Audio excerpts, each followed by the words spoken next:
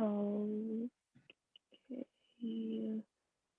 Oh, okay. Just had to make sure it's going well. Hello.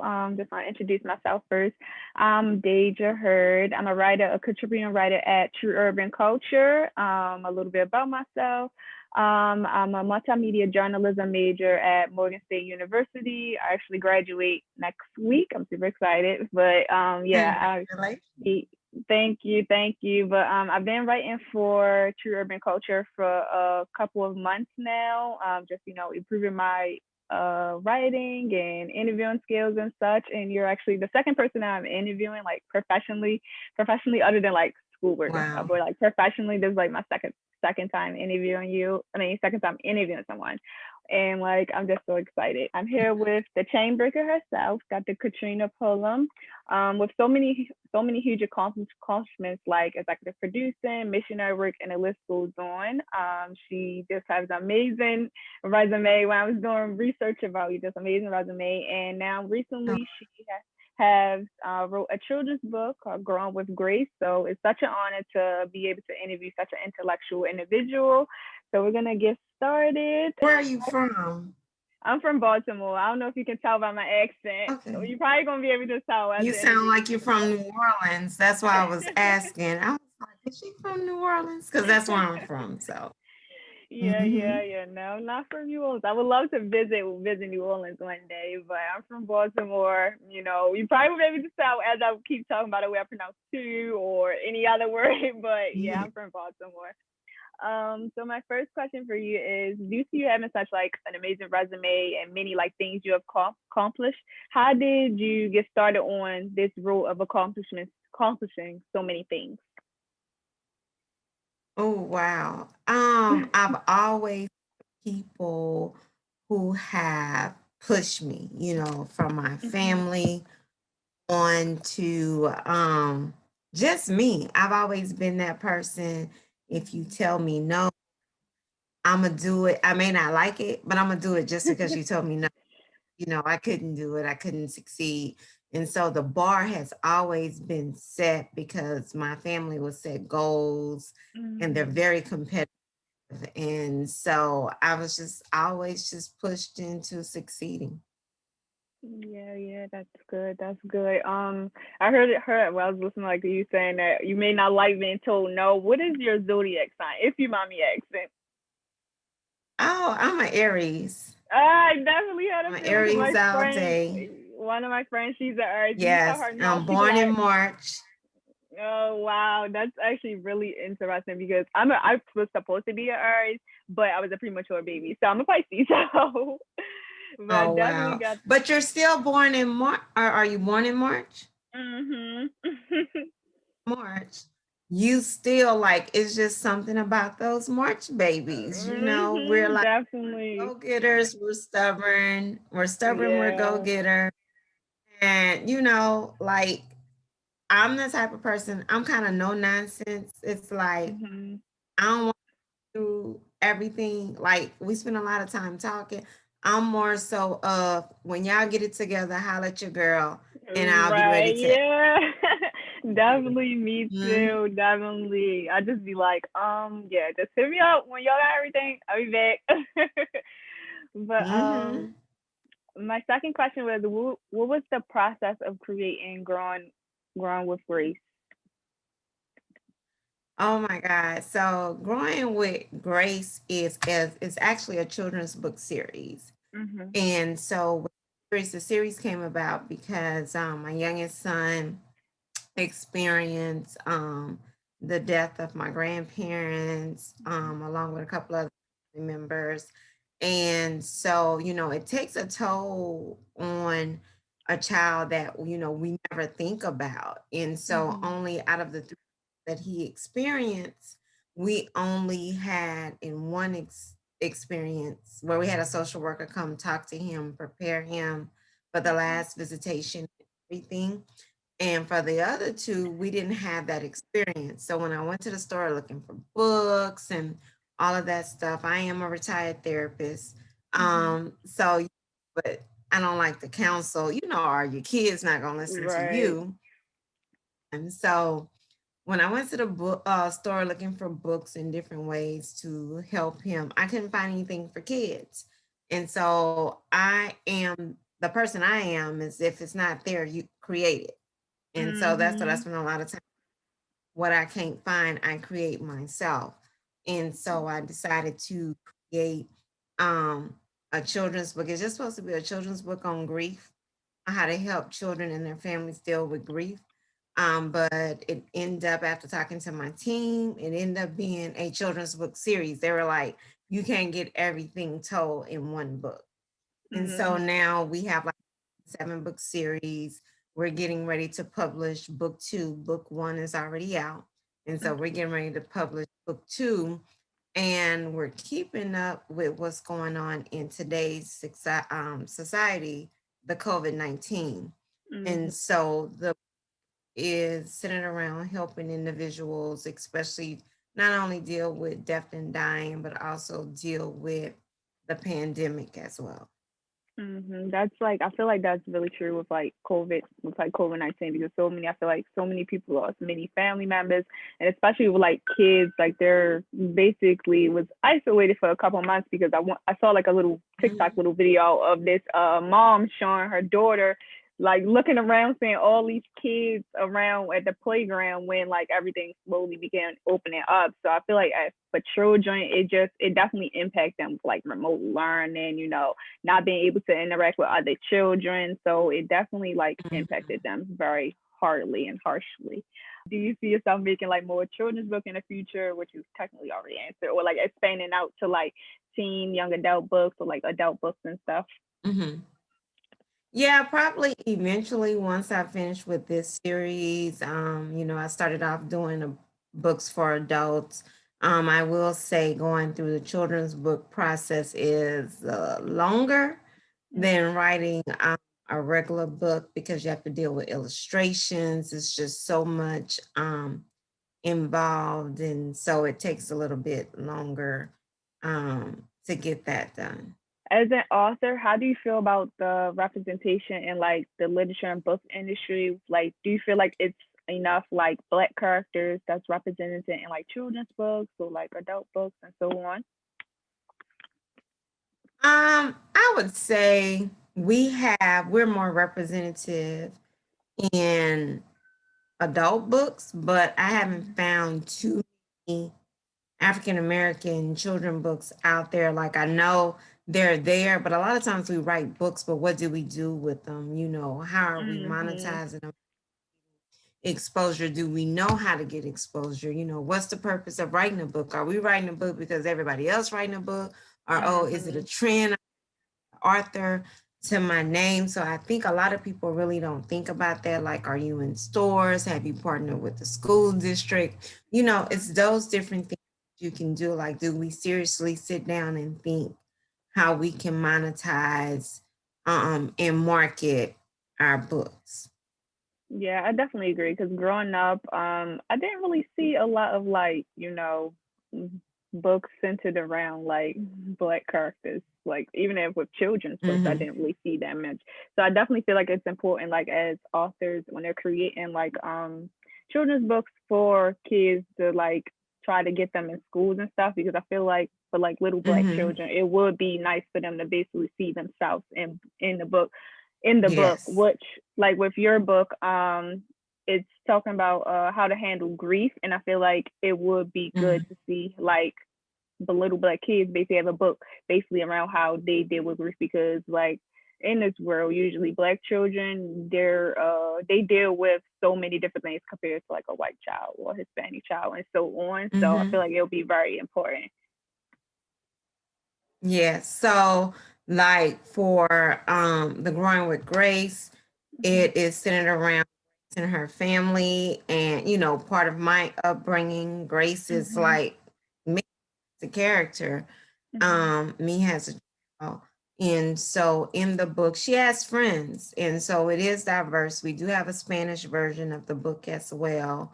Mhm. But she Hispanic friend, she has a Caucasian friend, she has a Asian friend, Mhm. and so it's very diverse, but it's centered around her story and her family story. Okay, so I saw on your website that you did like missionary work. So I just wanted to know what were some of the most memorable missionary work that you have done, and what did you learn about yourself while doing the missionary work? Oh, wow. So when back in my earlier days, I did missionary work. And so during that time, it was more church plant or our church. I used to be an international director Mhm, under one Bishop Paul S. Morton, who is a big pastor. He's going into mhm, retirement this year. But I was an international director for the Full Gospel Baptist Fellowship Evangelism Department. And so we had opportunities there as well. But before then, um, I would go out. It was a group of us, our friends. We would go out and do new church startups, go out, get them started, get them implemented. mhm, And some of the places, the opportunity to visit was domestically at home in the United States, and then out of the country was like Ghana, being able to go over, you hear stories mhm, about our African heritage, but when you go there and just see like they have such an appreciation for life and for culture is unbelievable. The same as when I went over to Belize as well. We went over to Belize. I went on vacation, but every time I go on vacation, I'm always looking to see what type of outreach I can do mhm, as well. Belize, Jamaica, it's just, I love America. I love our country. I love our people.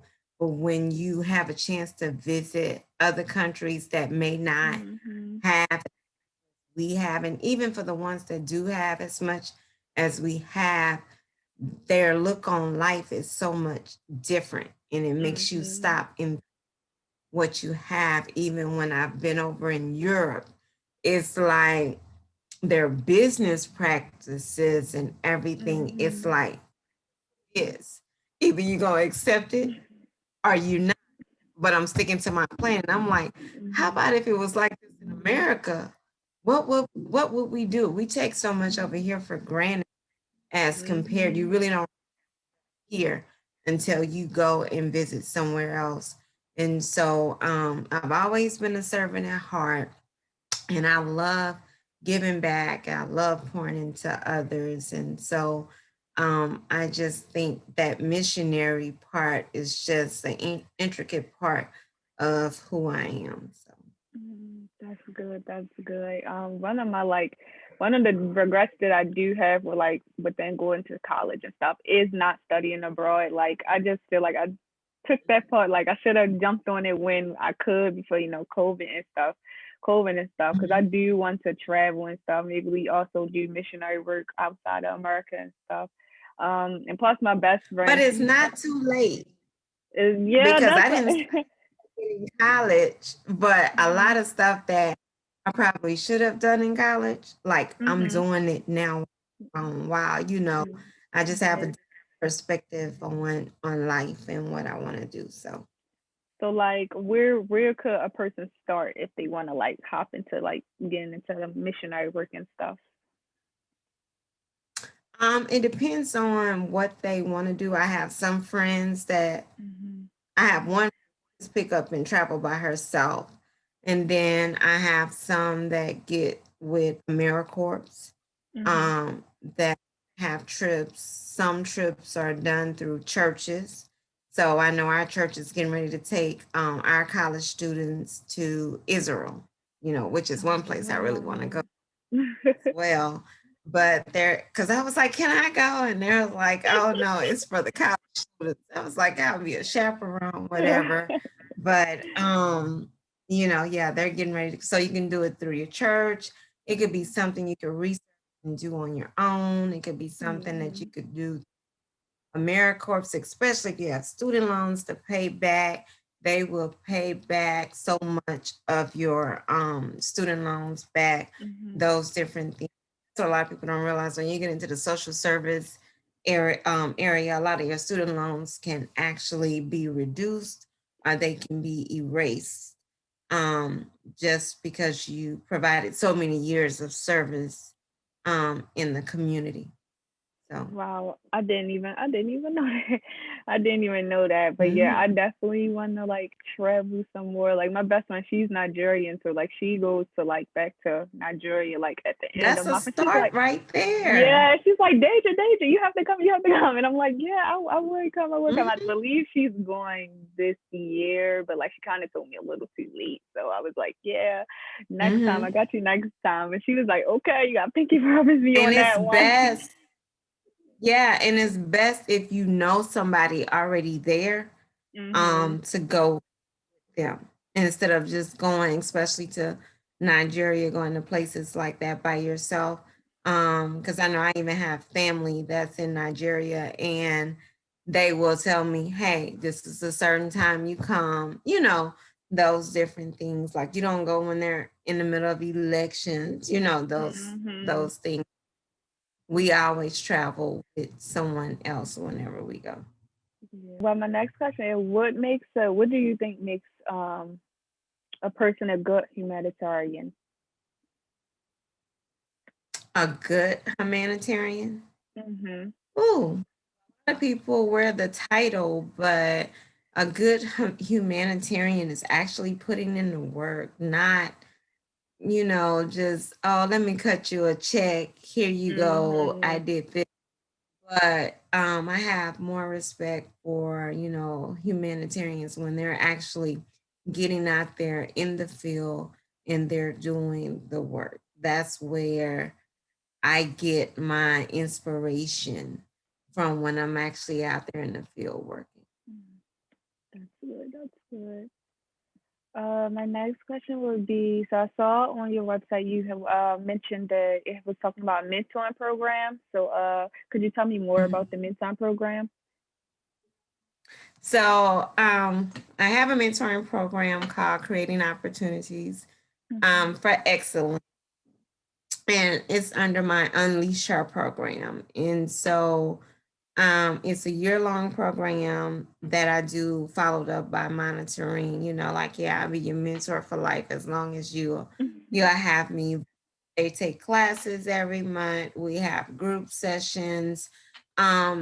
That's my way of opening the door of opportunities for people. And so, like, an example would be I have people that's like, oh, I want to work in the entertainment industry. So then we put them on a path where they can take classes geared towards the entertainment industry, along with putting them in that setting. So if you want to do PR, but you want to do entertainment PR or sports PR, we Mhm. give them opportunities to work in those capacities, to shadow Mhm. myself or somebody staff as well. So that's an example of what we do. If they want to start a business, we work side by side with mentoring them as well to get their business set up and bring in other mentors as well. Oh wow, that's so good. I really like the aspect of like having classes dedicated to something the person wants to do. Do you have any short Mhm. term or long term goals for your mentor program? Whew. Short term goals is that, well, each month they have to complete a goal. So Oh. people call me the vision strategist. So I help people execute their vision, and so we Mhm. set goals. And so just seeing them live those short-term goals are exciting for me. The big thing is when it comes to long-term goals is that, they leave with a plan, and not only a plan, they have executed whatever it is that the reason why Mm.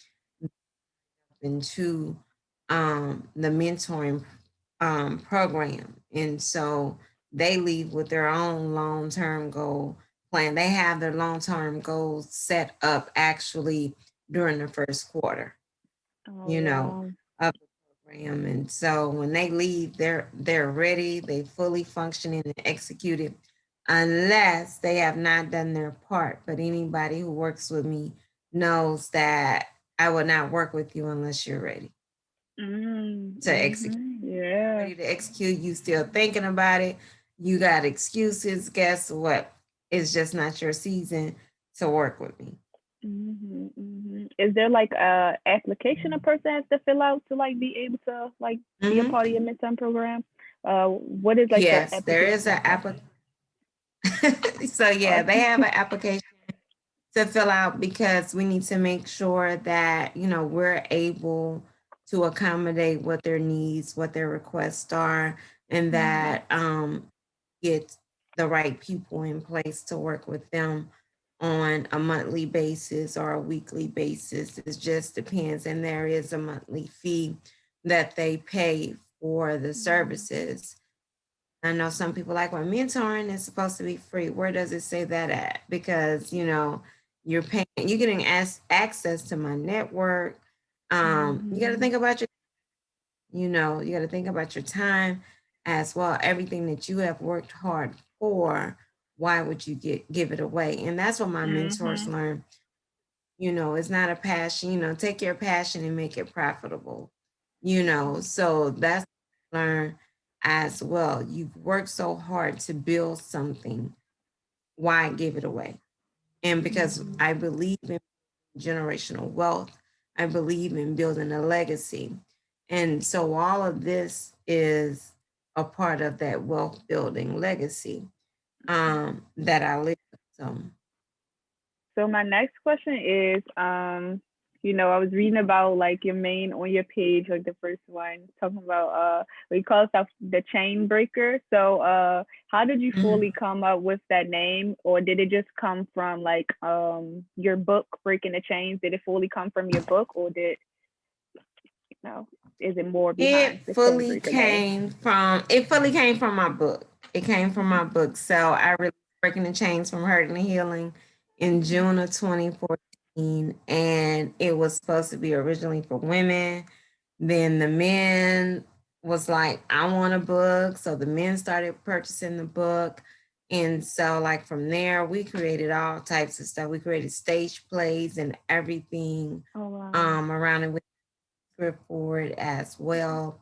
And so people just began like from my speaking opportunities and different sessions and stuff, people just began to start calling me the chain breaker. And so the chain breaker has officially been federally trademarked. So it is my name.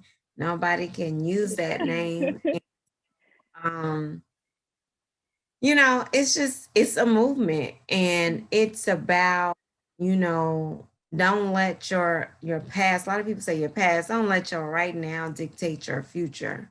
Mhm. That you can have that you want, especially if you put the work into it. You can be whatever you want to be. If your parents didn't finish schools, so what? That does not mean that you could didn't finish school. Be a chain breaker. Mhm. You went through all of this other stuff. So what? You don't have the money now. But I always tell people, look at the resources that's around you because all of your resources Mhm. does not do have to be financial. They do Mhm. not have to be at all. So sometimes God will put people in position to be a resource to you. You just have to be strategic and be intentional about whatever you choose to do. Yeah, I definitely agree. I definitely agree. That was so inspirational what you just said. Well, speaking of Mhm. your book, Breaking the Chains, what advice would you give to someone that's been through like the obstacles and challenges you mentioned in your book?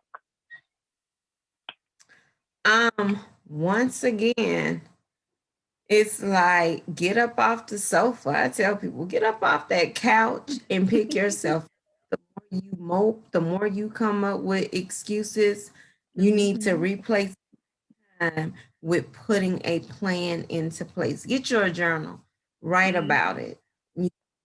Oh, so what? You had a bad breakup. So what? You used to be an alcoholic, or you're an alcoholic now and you want to change. Change the narrative. Only you can control the narrative.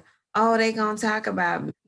Oh, they won't support my dream. Guess what? Get you some new friends. Remember, you always gonna have one friend. So my faith is big. So you always gonna have one friend. and that's Jesus. And as long as Jesus is walking with you and giving you the vision, it does not matter Mhm. what any is, because a lot of times I have traveled this road where it's just me and him until Mhm. people begin to see the things that were taking place in my life and they no longer question, like, how that happen? Really? Those different things. And so, get up off the couch. All this time you spending moping, all this time you spending doing drinking or whatever it is that you're doing, you're taking energy and time away from actually planning your future. So it's Mhm. like the time is now, you know, for people that's being negative, telling you it's not going to work, let them go. It's okay. Let them go. I've lost many friends or people who I thought was friends along the way. And some of them have come back, you know, Mhm. because they understand what I was going through at that time or what I wanted to do. Mhm. But yeah, like God had to remove, I would say, things and people out of the way so he can place me in a position of where I'm at this present time. So Yeah, I definitely agree. Wow. Well, especially with the friends part, and definitely when you mentioned like journaling and stuff, because I took up like journaling like this year after like doing my this class I took, is women's health class, and my professor had us reading this book, and it was like life lessons, and like the author mentioned journaling and stuff because I always like keep everything mhm, bottled in and stuff. So when I started journaling like goals and like what I want to accomplish and stuff, I just felt so much more empowered to do the things that I wrote in my journal and stuff. So mhm. it's just really empowering and stuff. Um, Yeah, so so I always tell people to keep a journal. Write down all your thoughts because mhm, see, you never, when you're writing in your journal, guess what? That journal can turn into a book. And your book doesn't have to be, I had to tell one of my publishing clients yesterday, your book does not have to be 100 and some pages, 200 and some pages, especially when it's your story. yeah. There is never um amount of pages determined. Your story could be 20 pages. It's your story. You just make sure it's the best darn story and that it's going to Mhm. captivate attention. Yeah, definitely. I definitely agree. I mentioned on your website that you did some executive producing work. What are some stories do you hope to create to get your brand and yourself out there even more? Oh wow. Ooh. So yes, I am the vice president of Women in Film and Television. Mhm. Um that I have executively produced some films, directed. I'm directing a web series right now as well in regards to the pandemic. We're in season two. The first season that we done, I'm glad to say we have won some international film festivals. Oh, that's Um, good. yeah. Yeah, that's And so we're good. working on some television series. I filmed a pilot for a television show in New Orleans that Mhm. I'm supposed to be a part of. And so just going through all of that process. But what you'll see next in pertaining to my particular brand would be we're getting ready to we're in the pre-production phase of producing the movie for my book. Oh wow! So Congratulations. yeah, so the chain breaker, so Yeah. we've done like the stage plays. I've done that a Mhm. couple of times. And so now we're working on the movie. We have the script.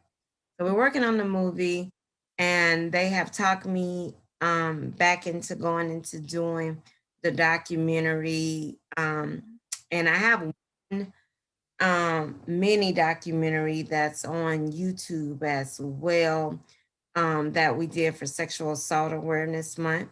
Mhm. And so we're the actual full-fledged documentary next year where we'll bring together a group of people to tell their story. And so one of the things, I'm not sure if they sent my bio, that, I love the arts. So I love taking people's stories and bringing it to the stage, bringing it to the screen, bringing it to the book, wherever it is, because you never know who you're going to help by telling your story. And so Right. I had not to be afraid, because I used to always wonder, like, I'm Dr. Catrina. Mm-hmm. I was worried about what people were going to think of me when they heard my story, but I was encouraged by my mentors to share. And once I shared, that just opened up a whole totally different door, for me. Yeah, I definitely appreciate you sharing your story because, especially with like sexual abuse and all that, sexual abuse, sexual misconduct, all that Hmm. type of stuff, if for victims, it's so hard for them to open up about it. So to be able to basically write a book about it or like do a web Hmm. series or documentary about it is just a huge, like a very huge accomplishment and thing that basically will help other victims come forward to be able to tell their story also. Hmm. And so I did not want to do it. I didn't want to share. I didn't want to talk about it because of the Mm-hmm. embarrassment. Was is that I had never told my family. And so I held all of that in, which caused me to act out. Now I stayed on the A honor roll, AB honor roll, but I still had other issues. I was acting out, I was drinking at Mm-hmm. an early age. It was just much going on. And during the time when I grew up, it was more of, we don't discuss, we don't say, we keep things to ourselves, or, Mm-hmm. oh, that child is bad, instead of really like investigating, why is my Why child's did it? behavior changing?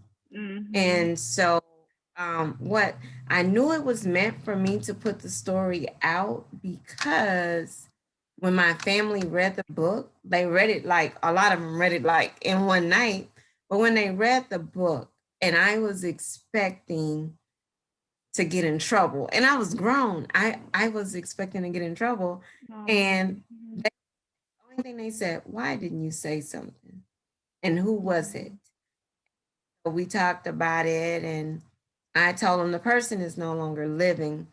And so we talked about it, and they were fine. And they were like, don't you never, ever, ever feel like you have to hide anything from us, like that. I know they probably would have went after the person for that, because they're very protective. Um, and then the other thing, I went back to the place where it took place, which was in the church, Mhm. and spoke. I had a book signing, and no one, everybody loved the book, but no one, you know how they say like those secrets, like Mhm. everybody, I think they knew who it was, but no one never ever said who was it. They Mhm. never asked me that part of the story. They just said that they enjoyed the story. And then one of the main reasons why I came out with it was because others who was affected by this person, I watched their life. I watched their life. And one day, one of my friends said to me, it came out. And then when she realized what she said, I said, what did you say? She said Mhm. nothing. She said nothing. And she has always lived life not being able to commit to marriage. She's always been in a relationship, commit to marriage. And she's always been in like a deep depression. Mhm. And so for me, I didn't experience that part, but what I did experience, God didn't keep me in those situations that long. He just kept me in Mhm. there longer so I can be able to continue to contribute to the world and help Mhm. everybody else. And so I would say that's a real blessing for me. And so, like, now I'm a part of a national campaign for child sexual abuse where my eyes travel the country. They were up in Boston in the Boston Convention Center for a long time. It's a framed piece of art that we have a partnership with the Attorney General office there. And so people have the opportunity as they continue to talk about this movement.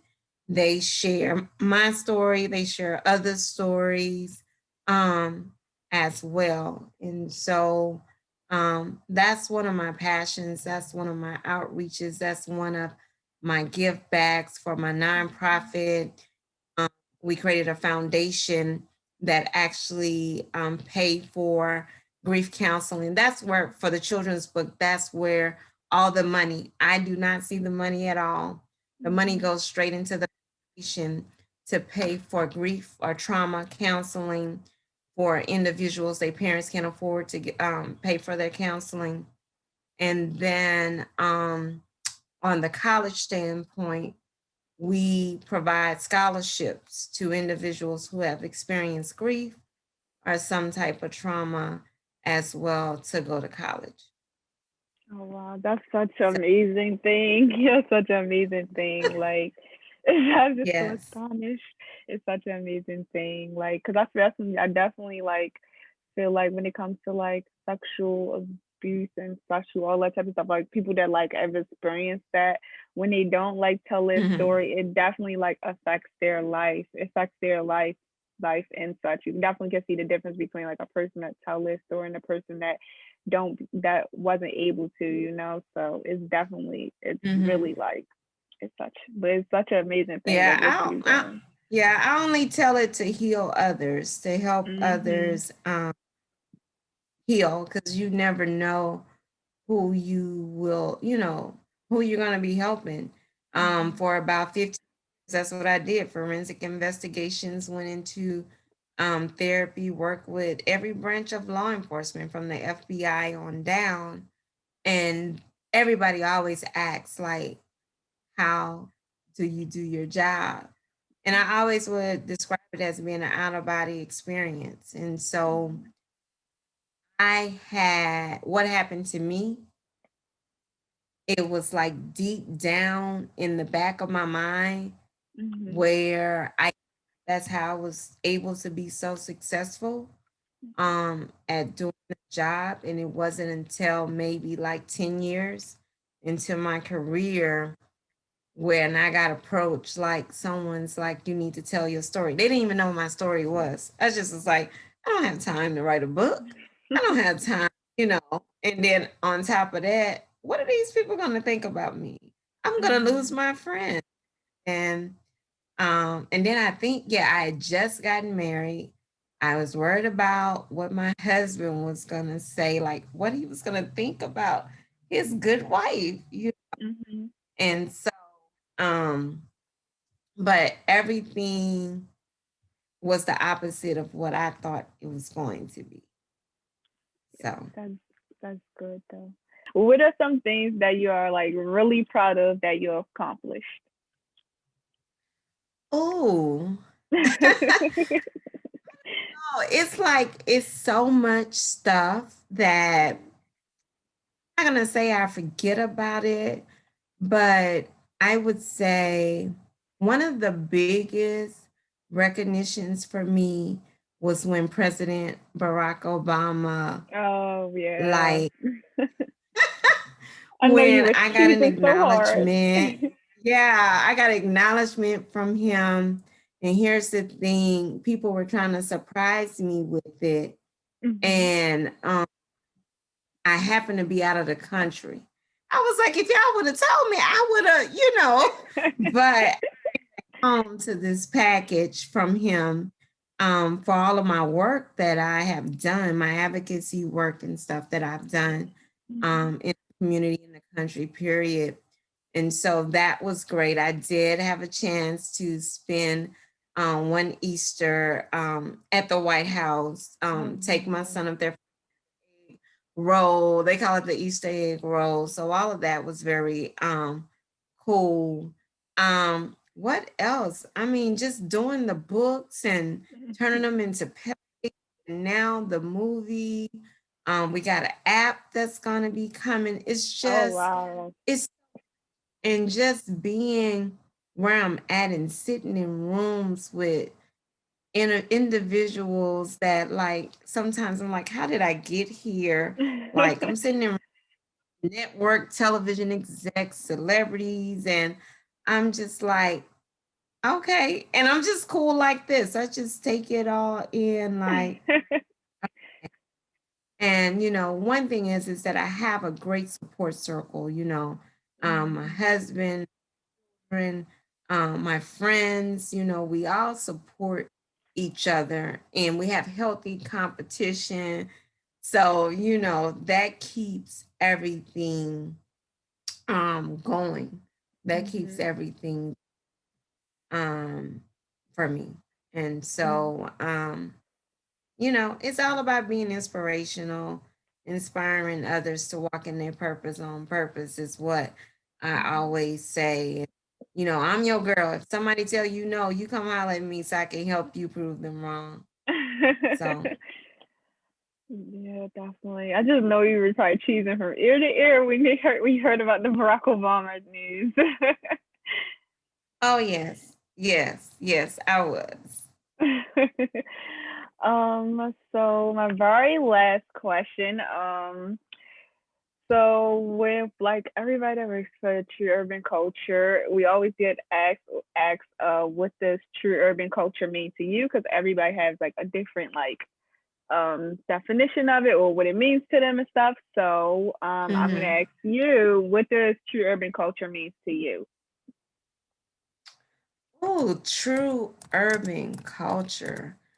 Um, oh my God, true urban culture, what it means to me is like embracing the love of I am a big traditional family culture oriented person. So embracing who we are, loving the skin that I am in and everything that comes, and being originally from New Orleans, Louisiana, that French culture in New Orleans is all by itself. It's like last night I spent some time because I miss home, looking at music. So looking at second line videos, second lining in the house and just seeing how once again, no matter where you are in life, you still find reason to succeed. You still find a reason to be resilient. You still find a reason, first and foremost, to put God first before anything and to smile and to make someone's day. So, true urban culture is just embracing who we are and loving it and accepting it. So many people see African Americans or even the color black as just negative, where's the positivity? I love to take the negative out of anything and make it positive. And so embracing who we are and loving the skin that we're in. Yeah, I definitely So agree. I definitely agree. Thank you so much once again. I know I said like 3 times already, but thank you so much. I just be that's so okay. honored. You are welcome. You Okay, are you have welcome. you have a nice day.